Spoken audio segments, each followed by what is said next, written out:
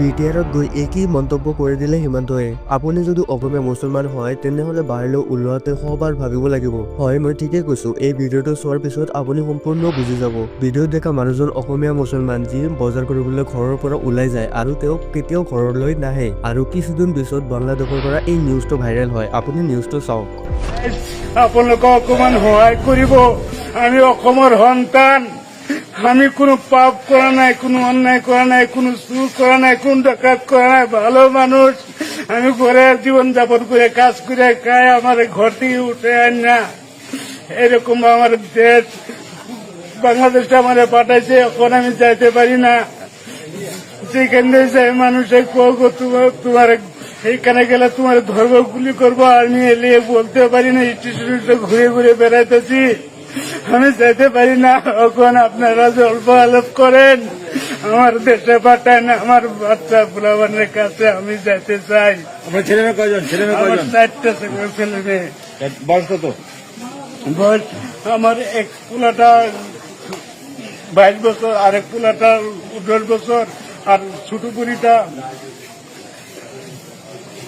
17 বছর হয় না, নাকি 16 বছর হয়েছে। এবার মিটিং পাস করছে। এবার মিটিং পাস করার মধ্যে কোন স্কুলে? কাঁদেন না, কোন স্কুলে? স্কুলের নাম কি? স্কুলের নামটা মুরাবাড়ি রাতারপুরি ভান্নাতেও দিছি, মাদ্রাসা ভান্নাতেও পড়ছে। সেইখানে আপনি মিটিং পাস করছে।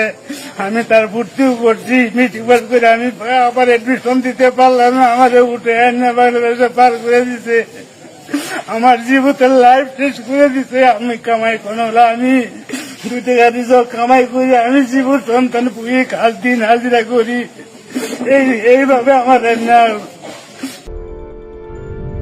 এতিয়া ভাবকচোন, আপুনি কিবা কামত বা কৰবাত আপুনি ফুৰিব যায়, কিন্তু ফুৰিবলৈ যোৱাৰ পিছতেই আপুনি আৰু নেক্সট ঘৰত ঘূৰি আহিব নোৱাৰে, কাৰণ আপুনি নেক্সট ডে থাকিব বাংলাদেশত। তেনেহলে আপোনাৰ ঘৰৰ মানুহে কি কৰিব আপোনাৰ কাৰণে, আৰু আপুনি কি কৰিব পাৰে? কাৰণ এই চৰকাৰখন আপোনাৰ লগত অন্যায় কৰিবই, আৰু আপোনাৰ বাবে কোনেও মাত নামাতে। যেতিয়া চৰকাৰে আপোনাক বাংলাদেশত পঠাব, তেতিয়া কোন ন্যায় ব্যৱস্থাই আপোনাক ঘূৰাই নিব পাৰিব? আমাৰ ভাৰতবৰ্ষ 1948 চনত স্বাধীন হৈছে, কিন্তু আমাৰ মিয়া মানুহসকলৰ এতিয়াও স্বাধীন হোৱা নাই। আমাৰ অসমৰ মিয়া মানুহসকল আগত আছিল ইংৰাজৰ অধীনত, আৰু এতিয়া ৰৈছে অসম চৰকাৰৰ অধীনত। যেতিয়ালৈকে আমি সকলোৱে একলগ হৈ মাত নামাতিম, আমাৰ কাৰণে কোনেও মাত নামাতে। বৰ্তমানে যি আমি দেখি আছো, এইটোতো আৰম্ভণি হৈছে। অসমৰ মুখ্যমন্ত্ৰীয়ে শপত লৈছে যে তেওঁ অসমৰ পৰা মুছলমান শেষ কৰিব, মানে অসমত মুছলমান নাইকিয়া কৰি দিব। তেনেহলে আপুনি ভাবি চাওকচোন, কেনেকৈ 1.40 লাখ মানুহক নাইকিয়া কৰিব পাৰে? হয়, তেওঁলোকক বাংলাদেশত পঠাব লাগিব, নহলে তেওঁলোকক অসমৰ পৰা মাৰি শেষ কৰিব লাগিব। এতিয়া অসম চৰকাৰে কি ব্যৱস্থা কৰি আছে এইটোতো আমি ক'ব নোৱাৰো, কিন্তু আমি ইয়াৰ আগতেই আমি সকলোৱে একাগ্ৰ হ'ব লাগিব।